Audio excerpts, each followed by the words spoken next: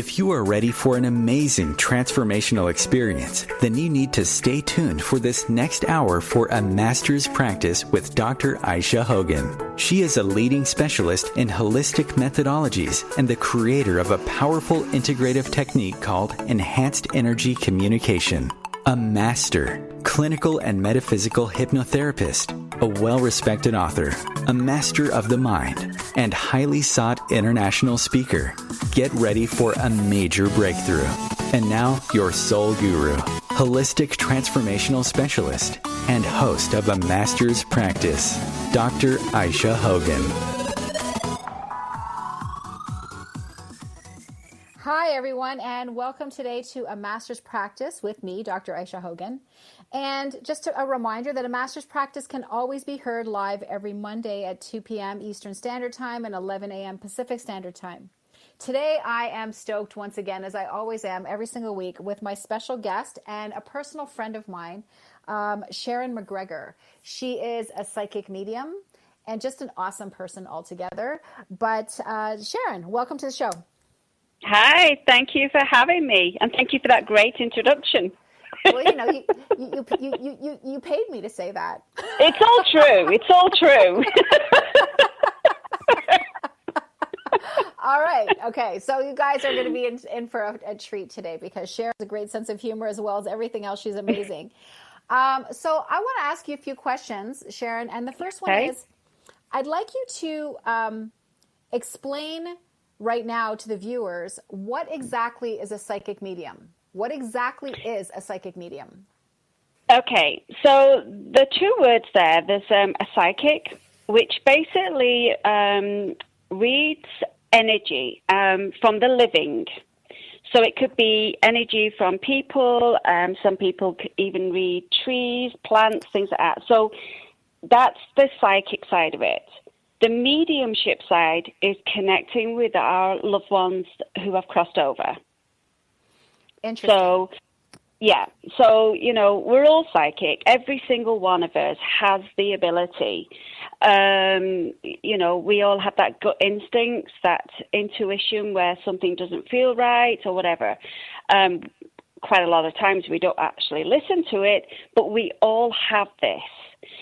Mediumship, we can all do it, but it takes a little bit more practice and it's a little bit more in depth. You know, we do have to train to, not train to connect with spirit, because spirit are always trying to connect with us, but it's just training and listening to the very, very subtle messages that they're trying to send to us. And so, you know, it does take a little bit of practice. Right. And it's also probably trusting that message and not thinking that you're just crazy and imagining it. Exactly. And I think that's the piece with everyone, right? So like I've always said to everyone, like I say it too, the connection is always there. It's like it's like a telephone line that's open all the time. But are you listening? And everybody can hear this differently, right, Sharon? Like, I mean, I'm claircognizant and clairaudient, so I hear things and know things that I know that are not me, right? So, and sometimes I can see things, but mostly it's knowing and hearing. Yeah. So for you, it's a little bit different, right? So how does that come for you? Well, I mean, you say the clairaudience, which is the hearing, but we don't always hear with our physical ears. And this is where the trust comes in, because it's usually our own thoughts, you know, and even with the clairvoyancy, which is clairseeing, you know, I don't see spirit with my physical eyes. I don't see like ghosts walking by or spirits walking by. They use images that I know. They'll use my memories and things like that, or TV shows or movies, as just a kind of a way to let me know what their name was, or, you know, a situation that they've seen, maybe their loved one, since they've passed, you know, or something like that. But they will quite often use TV and movies with me. I have a very sad life. I watch a lot of TV, but they use what I know. I say all the time, they use what we know. So if you're an avid book reader, they may use a book that you're reading or a book that you've read just to either get their name across, it could be the character in the book or a situation that you've just read in a book or something like that. So they'll use whatever way they can to get a message across.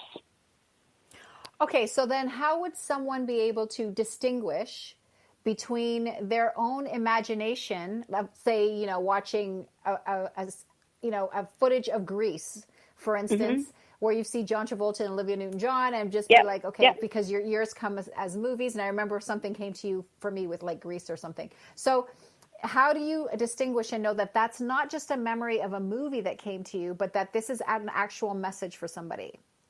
So this comes back down to that trust. I mean, trust is just the only word really you need to know and need to remember, and not to be afraid of making mistakes.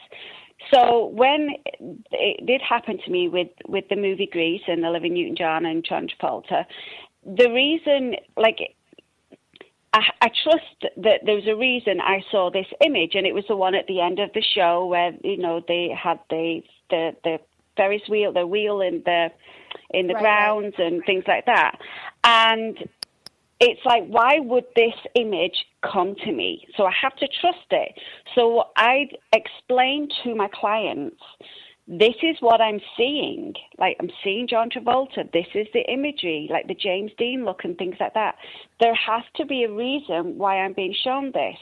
And it turned out that it was the young lady, well, one of the person's uncle, but somebody else's brother, that his name was John, and he worked in the fairgrounds in the 50s, right?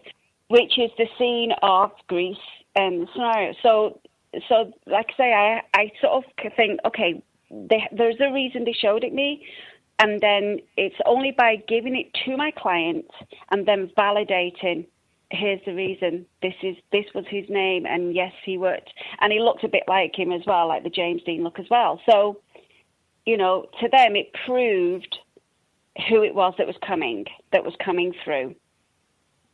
Okay. I do want to talk about how this came up, but not just yet. I want to save that for after the break, because I don't want you to be interrupted about how you were able to begin to access this. My next piece is going to be, now I've watched you in action, I've watched you teaching workshops and stuff, and how you also feel things about how people passed, right? Like, so I've seen you actually feel it in your body. Yes. I mean, I don't. When I started doing this, when I started doing the mediumship, I kind of said to everybody, my spirit guides and loved ones, and I just said, okay, if this is what you want me to do, work with me, don't hurt me, and and things like that come through to me in specific ways. So when, as a validation, I basically say to spirit, okay, how did you pass? Show me on my body how you passed. So I will get aches and pains or palpitations or, various things on my body as to how they either passed or an ailment that they may have had that was predominant, that, it wasn't just, they had a little sore or whatever, but it had to be significant for them to bring it through, again, as a validation. So for me, I'll get palpitations and a pain maybe in the chest area. I know that means a heart problem.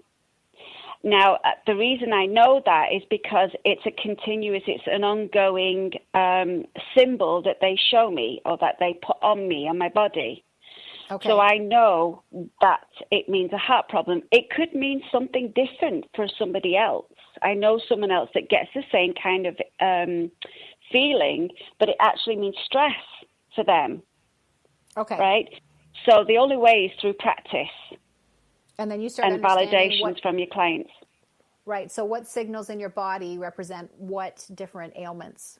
So I'll get, so for a lung issue or something going on with the lung, like pneumonia or emphysema or something like that, I will get it in my back, like in between my shoulders, and it kind of feels like it's coming into the front and then goes kind of up my neck. So I know that that's a lung issue.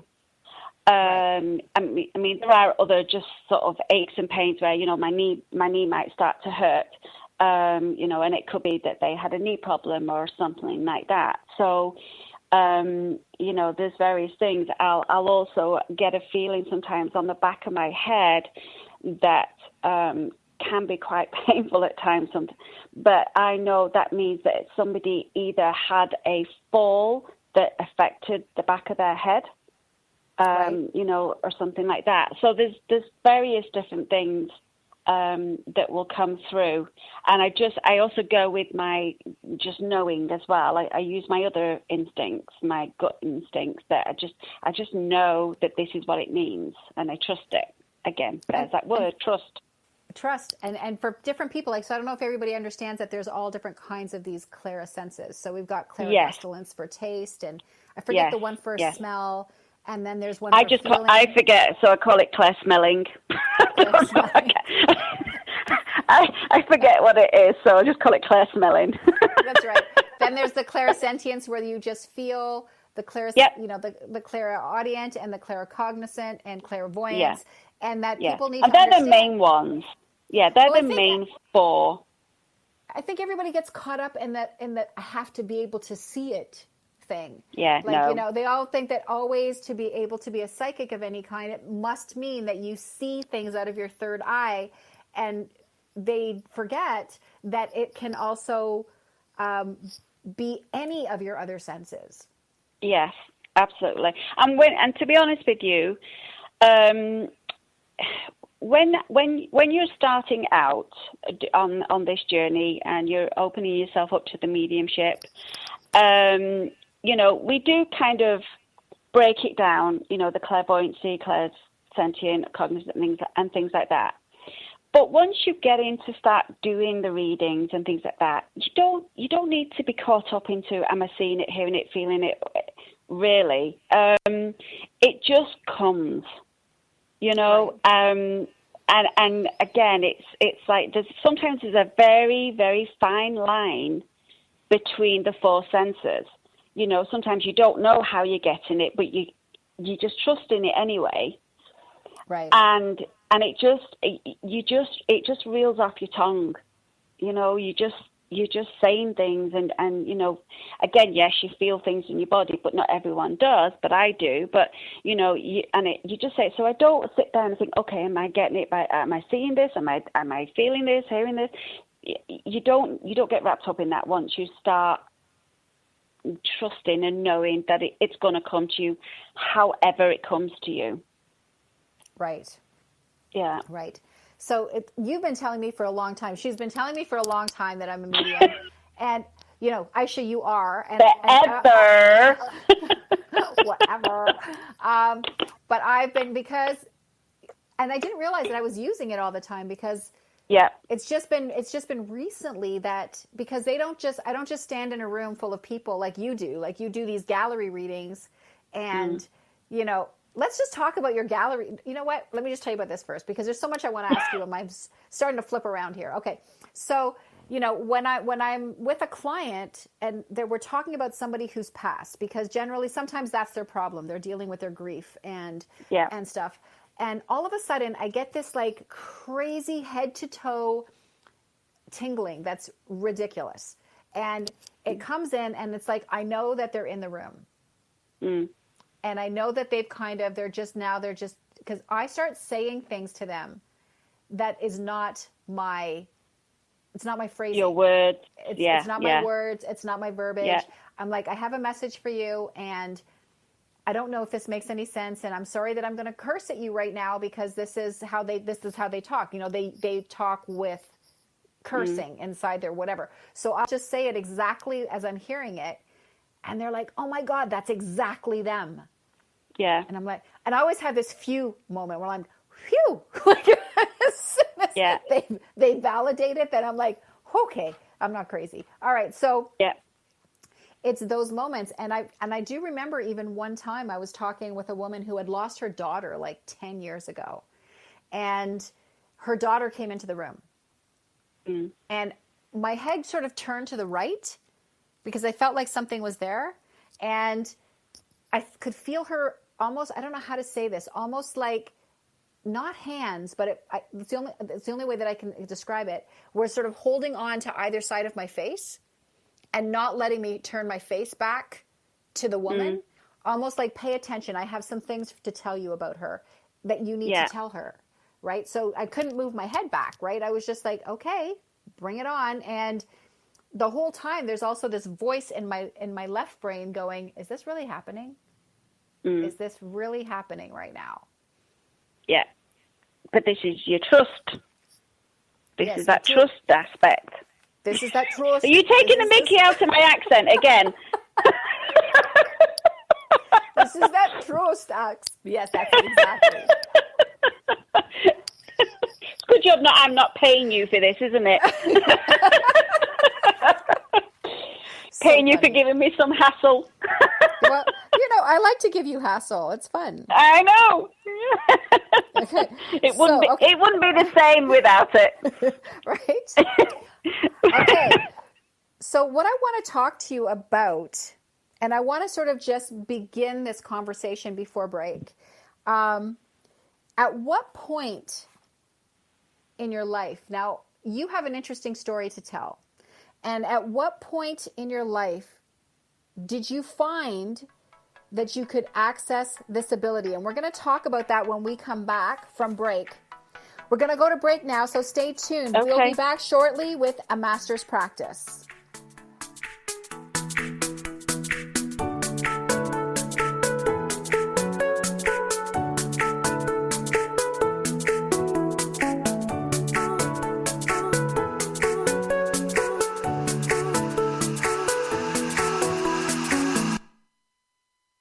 Free your mind. Expand your soul. OMTimes Radio. IOM FM. OMTimes magazine is one of the leading online content providers of positivity, wellness, and personal empowerment. A philanthropic organization, their net proceeds are funneled to support worldwide charity initiatives via Humanity Healing International. Through their commitment to creating community and providing conscious content, they aspire to uplift humanity on a global scale. Connect at omtimes.com. OMTimes, creating a more conscious lifestyle.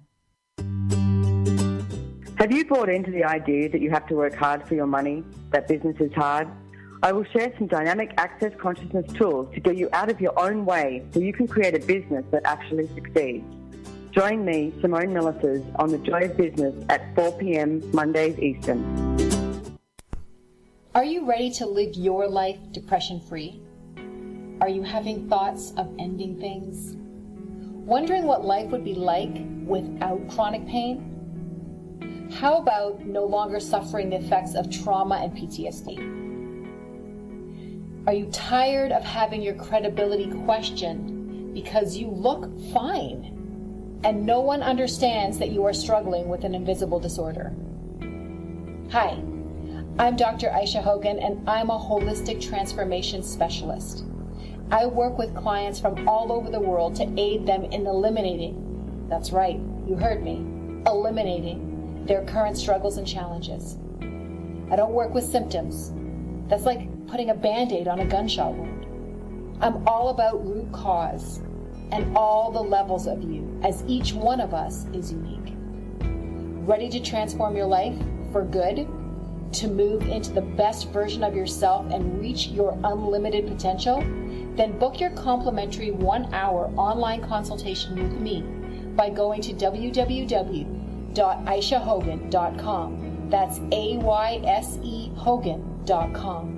And it will take you right to my clinic, the Chakra House of Healing. I look forward to meeting you there. I'm Fidel Mshombo. I was born in a city called Bukavu in the Congo. We were a loving family, and then, boom, everything that I had disappeared in a single day. People think that when you are a refugee and they resettle you to America, and all your problems are done. They don't understand that that's the beginning of everything. I was not born a refugee. I was made one. It's time we welcome refugee families with open arms. Learn more at embracerefugees.org, brought to you by the Ad Council.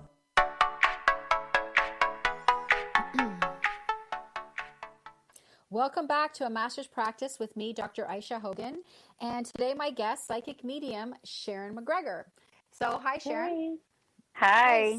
So we're back. And now, We're back. The break, just before the break, I asked you a question. And we're going to use this time now to just I want to hear your story because it's a very interesting story. And I do know it, and I think that the viewers need to hear it. So the viewers, the listeners, when did you know you could access this ability that you have, and what led you to knowing that? Okay, so I hear so many people that have said they, saw spirits when they were younger and, felt things and knew things when they were a child and growing up. I never got anything like that. I had nothing. But I have always believed in life after death. I've always believed in spirituality and mediums and things like that. I used to go to them all the time. But I also thought you had to be special, in inverted commas, to be a medium and to connect with loved ones because, nobody ever said to me that we could all do this. And so 9 years ago, I lost my son in a single car accident. He was my only child. He was 17. And I, as you know, I was at a very, very low point. I didn't want to be here. I was done. I wasn't mum anymore, and I didn't know what to do with my life. And so, basically, I went to a lot of mediums to connect with my son Matthew, and eventually somebody at the Spiritualist Church in Burlington said, you can actually do this for yourself. And I was pretty hooked on that. I will say is also that, just after Matthew died, I read this book, Gift of Life, also about a lady who had lost a child, and she too became a medium. And I just thought, I want to do this. I didn't know how, I didn't know what to do. But I then did start going to development classes. Right. And the thing is, I only wanted to do it for myself. I only wanted to connect with Matthew for me. I had no intentions of doing readings for anybody else. It was really purely to keep me alive, basically. It was the only thing that kept me going, was knowing that he was okay and that he was around me through these messages I was receiving from other mediums. That then once I got onto this journey for myself, I started learning, I pretty much was hooked. If you'll have me. So at what point though, did you start feeling like you could connect? What was that? Do you remember that first moment, that first time where you were like, I think I'm doing this? Yes. Yes. The first time, I know now that Matthew was giving me signs not long after he passed. I didn't realize it at the time, but, when you lose someone, whether it's a child or anybody, our loved ones are always trying to connect with us just to let us know that they're okay and that they're around us. And again, like you said before, sometimes it can be very subtle that we just kind of put it down to coincidence or anything like that. So we lose what is a valuable message because we don't trust, right? Or understand how spirit are trying to connect with us. That's what it is. We just don't understand it. Right. But the first time that it really hit me, I was on a development class, and we were just in a circle and bringing in our loved ones. And my son loved his aftershave, and we were just sat in this circle, and I, called him in, and instantly I could smell his aftershave. And he'd only been gone probably 3 months at this time, 3, maybe 4 Right. months. I just broke down crying because it was so strong. But, you know, I had that little doubt in me again, and I said, okay, if this is really you, go away with the smell and bring it back. And it did. It, you know, and the smell was so, so strong. I just thought, oh my God, that's him. I just knew it. And really from then, I was just like a sponge. I was absorbing everything. I just wanted to go to all classes, do different things, just anything just to connect with him. But that was pretty much the moment. Now, I remember a session that you and I had together that you came to we wanted to connect with Matthew. And, but you, even though you could connect with him, you never seemed to be able to get, and I don't know if you remember everything that we did in that session, but you never were able to get the why. Like, why did someone so young, your son, have to pass? And I remember, as I'm sitting here talking to you now, the memories are coming back a little bit clearer. So I remember that I had you connecting with him, and I was kind of playing, I guess, the medium for the medium. And I had you connecting with him, and you had seen him in this beautiful purple robe. Do you remember that? Vaguely, yes. So you remembered him, you had seen them in this beautiful purple robe, and then you had asked him you had asked him a couple of questions, but a couple that stick out in my mind, I don't remember all the questions, but I do remember the one where you said, like, what are you doing there now? And it had to do with children. That he was a very old soul, and that he was helping the children, the younger souls that were up there, that was his job. And that the second question, or I don't know, I can't remember what order you asked him in, but the next question that you had asked him was, why? Why did you leave me? And when we realized that he was, how old a soul Matthew was, his response was, so that you would get your gift. That was my purpose, was for you to get your gift. Do you remember that? Yeah, I do. Bittersweet. And I think when a lot of people have questions about why their children or young children pass away, and I think that my response has always been, because I get this question, and maybe you have a different response to that, but the response that I always give them is, number one, sometimes their death, the purpose of their death was to create a domino effect in the people around them. And sometimes it was, that soul or spirit entered that body to live that life, and then decided, like, you know what, I didn't do this right, or I didn't choose properly, or whatever, and this isn't turning out the way that I planned, or I changed my mind, or whatever, and they're out, right? Yeah. Do you have anything to add to that? I think I would say the domino effect, I would say that's probably 99.9% of the time.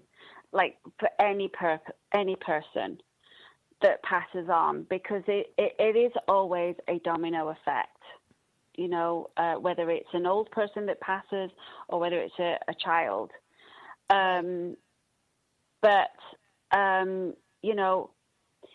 then goes into our soul contract. And, do we then honor that? Because, sometimes I know if I didn't go into mediumship, if I had, if my soul had decided not to go and continue with the contract, which is what I had, I wouldn't be here for sure. Yourself, like many times I thought about, ending it. But, each time, specifically one time that I did think, and I just said, Matthew, you need to let me know why I'm here. And the effects, like I had tapping on the window when there was nobody there. I had the phone, within 20 minutes there was a phone call from the police and asking me if I would do like an impact statement because my son had been drinking and driving. And I ended up then talking to kids in schools. Right. But had I not listened to that, and had I, maybe not picked up the phone or said, no, I'm not going to do this, my life could have been so very different. Do you know what I mean? So again, we also have our free will, our choices and things like that. And you were talking about old souls and things like that. And Matthew was an old soul. And I want to just say something. When Matthew passed, I did go and see this particular medium in Milton, and I asked her the question, because this was before I got into all this, and I asked her the question, like, why? Like, parents are not supposed to lose their children, right? Yeah. And I said, younger and all this, and she said, but what makes you think he's younger than you? And exactly. I looked at her and it's like, what do you mean? She said, his soul is so much more older than you. He's been there, done that kind of thing, got the T-shirt kind of thing. Right. He hasn't got as many lessons to learn that I maybe have. Good point. And part of our contract was he would come for however long into my life until it got me onto this path. And and it kind of really made me think afterwards. I mean, it's hard to take that in when you just lost your child. Yes. Right? No, it doesn't matter what anybody says to you, But when I actually thought about it afterwards, and I thought, oh my gosh, like, it makes so much more sense, yes. Now. I mean, at the time, it was hard to hear, but it did make a lot of more sense afterwards. He right. was here to help me get on this path. Because I said to her, I said, well, why did I, she said, and she told me I was going to be a light worker, and I didn't even know what a light worker was at that time.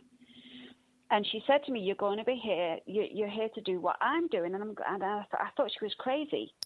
And I said, there's no way I'm going to be doing this. Right. And I said, and she said, this was the contract. And I said, why did I have to lose my son in order to get on this path? Like, I've lost my mum, I've lost my dad. And she said to me, but what have you ever done about it? And it was like, nothing.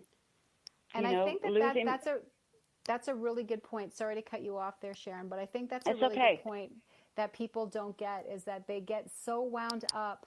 And I mean, losing somebody, and I'm not belittling anyone's feelings when I say this, because grief is something that we have to go through. Grief is grief, yes. But sometimes these obstacles, whether it be death or something big shows up in our lives, you have to go bankrupt, or, yep.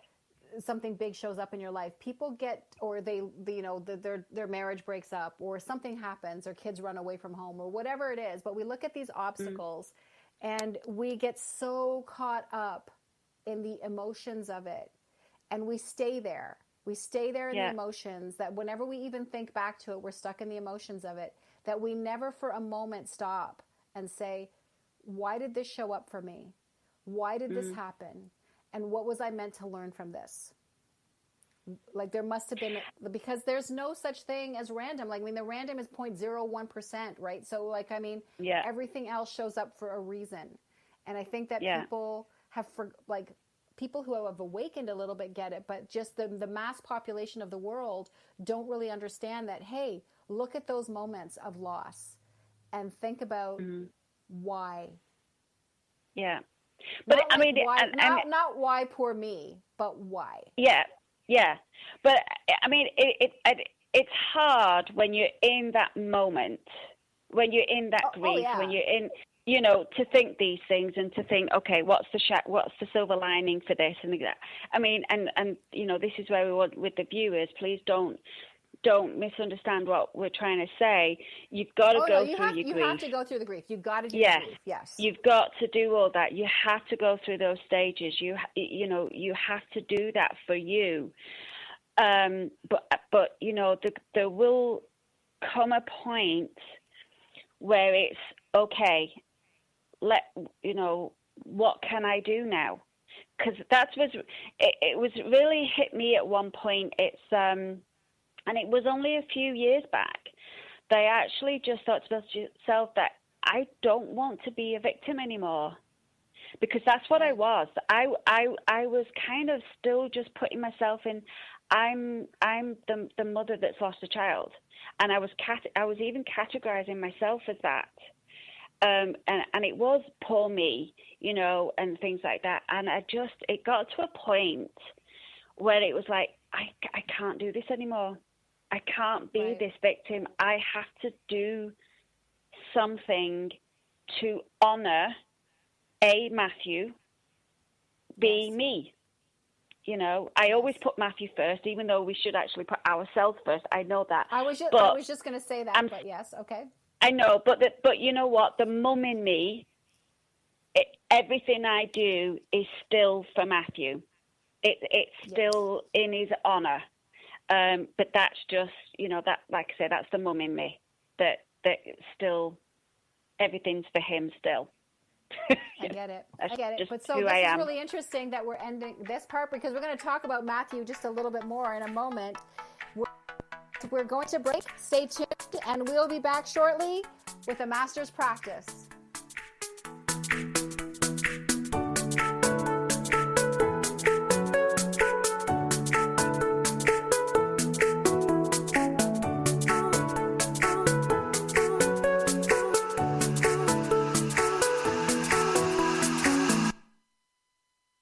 The future of Internet radio is here.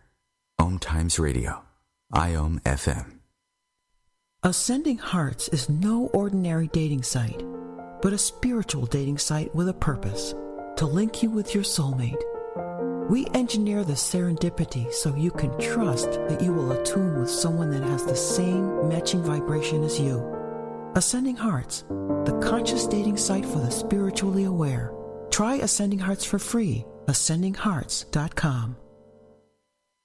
Tune in to The Practical Intuitive, Mind, Body, Spirit for the Real World with me, host Robin Fritz, Mondays at 2 p.m. Pacific, 5 Eastern.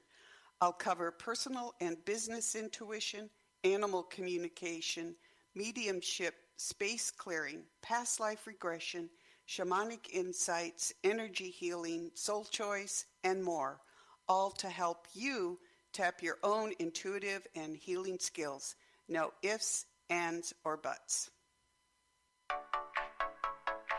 Are you tired of being tired? If you're feeling overwhelmed in your mind and your body to the point where it is breaking your spirit, then it is time to take back control of your entire life in a whole new way. Come join us in Nashville, Tennessee, November 15th through 17th for a retreat filled with transformation and freedom, achieving methods and protocols. Learn real, ready-to-use exercises and techniques that will have you feeling better than you have probably ever felt. The healers at this event have more than 50 years of combined expertise in the art of making you feel well, bringing you tools that are so different than anything you have ever experienced before. This is a specialized event with personalized activities, so space is limited. Are you ready to make a serious breakthrough? If you want to experience massive healing in a short time, then this is something that cannot be missed. You deserve to have an amazing life. This is your opportunity to finally make it a reality. Ready to transform your world? Go to gururetreats.com and register now.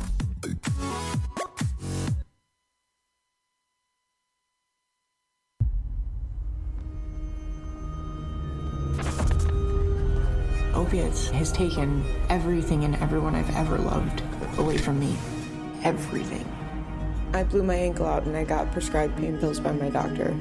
If making my detox public is going to help somebody, I'm all for it. I just wish I would have had a warning. Opioid dependence can happen after just 5 days. Know the truth, spread the truth. A message from Truth, the Ad Council, and ONDCP.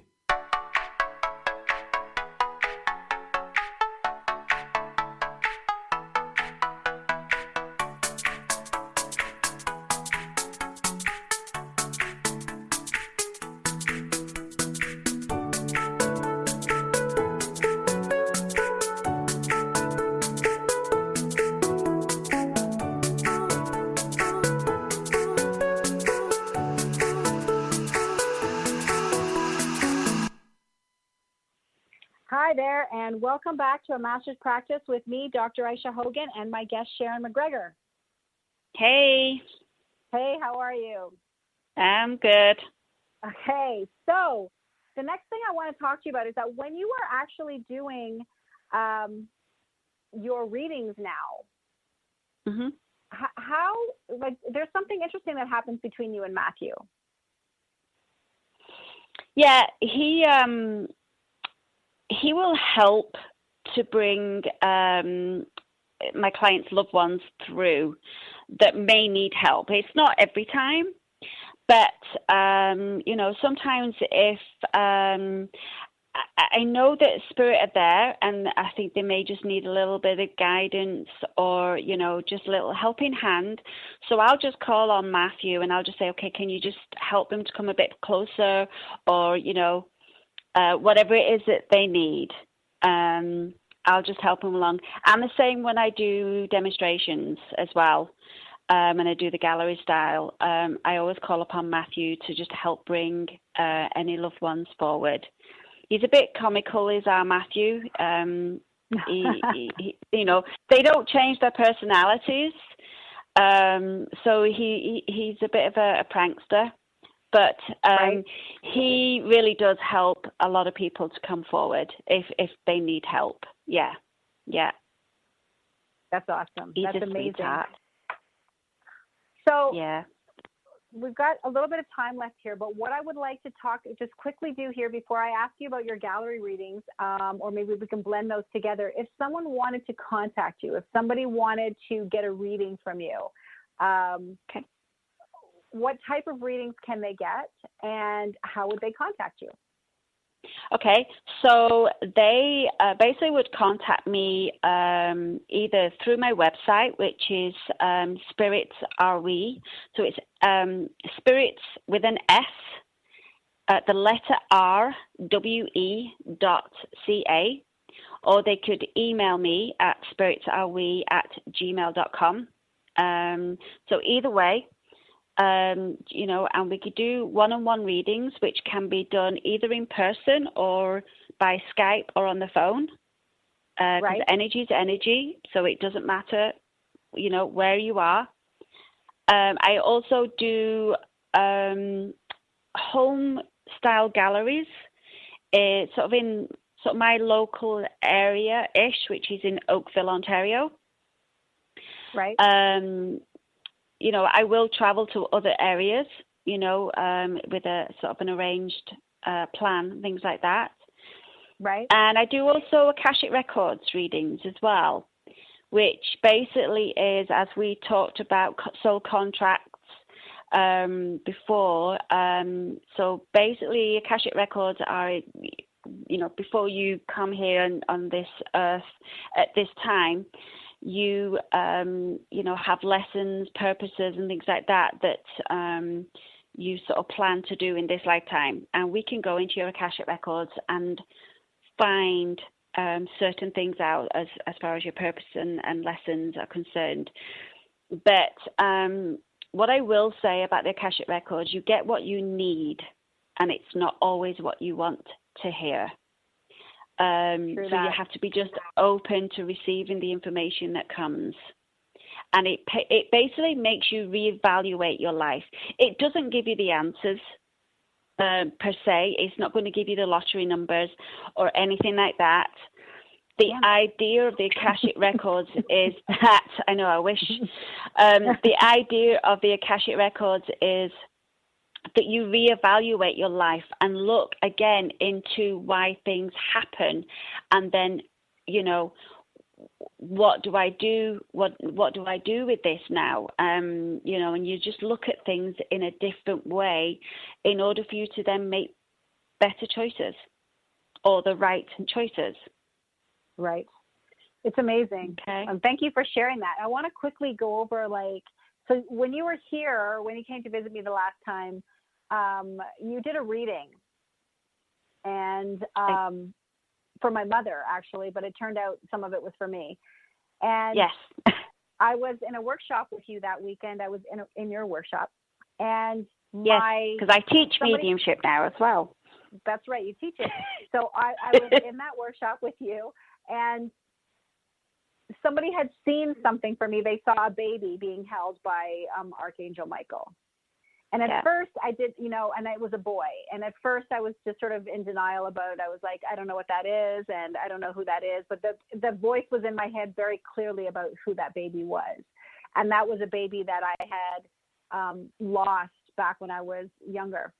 And I went hysterical in the middle of the workshop. Like, I just started crying. I broke down. All the stuff that I thought I had dealt with those years ago, I guess I didn't, because everything showed up. And I was kind of a mess. And the weird thing was the night before, you actually saw my father in my house, who has passed away also about 10 years ago now. And he was pacing back and forth like an expectant father in the house. And you were asking me why he was doing that. And I was like, I actually don't know. And the next day, this whole baby reading came up from one of your students, from one of the other students for me. Yeah. And then later on that weekend, you were doing a reading for my mom, and my dad showed up again with a young man who was around the age of his young 20s, which is what my son would have been had he have been born. And I lost it once again that weekend. And it was, and there was some messages in there for me, and he does show up from time to time. But the interesting thing was, he wanted me to name him, and that, to give him a name. And that he was okay. Because he wants to help you. He wants to help you. And that I should forgive myself, right? So that was the whole thing, that he's okay, that I need to be okay, right? So so I named him Michael because Archangel Michael had brought him that day. And the funny thing is I got a splitting headache for like 2 days after that. And I kept hearing the word Nathaniel in my head. And I was like, he doesn't like the name Michael. And the minute I said, okay, I'll change your name to Nathaniel, and the headache stopped. Yeah. Yeah, you did a lot of healing that weekend. I did incredible healing that weekend. And it was weird because, sometimes we think that things are like, I thought I had done my forgiveness work, but I didn't. Like, I thought I had done the work that I needed to do about it, but I guess I really didn't forgive myself. For how it had all transpired. So interesting how these things show up for us. And I guess my message in all of this is that, number one, now Nathaniel shows up for me. Number two, in people's deaths, even if a child is not born, there are messages in this for you. And there is something there was a reason why this happened to you. And a lot of people will carry this guilt with them and this hurt with them for so long, as if it just happened yesterday, but they won't forgive themselves, and they'll beat themselves up, and they'll live in this turmoil and this depression when, if they could just understand the message. Yeah. Yeah, absolutely. And that's the thing, we miss these little messages so much, because they're so subtle, or because, again, they don't understand what it is or how our loved ones are trying to come through, because a lot of people are blinkered. They think it's black and white, and that if they're going to come through, they're going to come through like this, or with this special word, or things like that. And it's not. It can be anything. It can be that butterfly that goes by you, things like that. But a lot of people just think, oh, it's just a butterfly. You've got to be open to however it comes, and just go with your gut and trust. Absolutely. And it's crazy. My dad was, he's come for you lots of times when you've come to see me. Like, he always tends to show up. But he's shown up for me a couple of times. And my father used to be in air conditioning and refrigerationing and that kind of thing. So he used to come home every day smelling like cutting oil, right? And I remember coming home one day, and my whole house stunk of cutting oil. And I had this big decision I had to make. And that's when I decided to move to my cottage, right? But I had this big decision I had to make. And I was like, just give me a sign whether I should do this. And I walked out of my house that day, went out, ran some errands, came back to smell, my whole house would smell like cutting oil. And I was like, all right, I'll do it. I'll do it. Clearly he wants me to do this. So, and I was like, and don't stink up my house anymore. So that was the other thing. I was a sense of humor about it. And then here last year, I mean, he's shown up lots of different ways, but when he really wants me to see him, I always get that smell of cutting oil. And here last year we had this big snowfall. It was the last snowfall. I went into my drawer to put on a sweater, and this sweater, I've only had it for a year. So I put on the sweater and I pulled it out of the drawer, and it reeked of cutting oil. And I started picking up other sweaters out of the same drawer, smelling them, and they didn't smell like cutting oil. And I was like, okay, he's here. And my sense of humor at that moment was like, all right, if you're going to show up in the middle of a storm, you better pick up a shovel, because there's a lot of snow out there, and I could use the help. And then you went out and saw footprints all in the snow. So, that'd have been good. Just to be aware. When you want them, they will show up. They will show up. Yes. Yeah, for sure. They will. So if you want to give anybody a quick strategy or tip that they could give to themselves right now to sort of bring out this ability in them, or try to start to bring this ability out in them, or recognize it, what would you say? It's going back to that word, trust. Think of it like this. Like spirit will never waste a thought, right? There's always a reason why they'll show whatever they'll show, or they'll come in whatever way they'll come. So let's this happened to me. So I'm just going to use this example. You could be sat there and you're watching telly, or you just sat there quietly or whatever. And then let's just say a memory comes into your mind. You suddenly think of something. And think to yourself, okay, why would I suddenly think of this random memory or something? Well, think about who is in that memory. Is it somebody that's passed, right? And if it is, think to yourself, oh my God, I'm just going to say it's your mum. Then, you know what? Just say to your mum, okay, Mum, oh gosh, yes, I remember that memory. Thank you for being here. Always thank them. Tell them that you know that you've seen the memory and you realize it's them. Appreciate it, because it's very hard for spirit to lower their vibration in order to put this memory, or to make you think of this random thing. It is hard. So just always appreciate them and say, thank you. Oh my gosh, yes, I remember that. And the other thing is, we keep saying, I need a sign. Give me a sign that you're around me. Okay? So you have to think this sign will come in any way that it can. So let's just say, as an example, somebody says, okay, let's say Matthew, I need a sign that you're here. And I might go outside, and then there might be a billboard with the name Matthew on it. Now, he's not put that billboard up. He's not put that sign up there. But what they do is manipulate you in order to see it. Right? Accept that.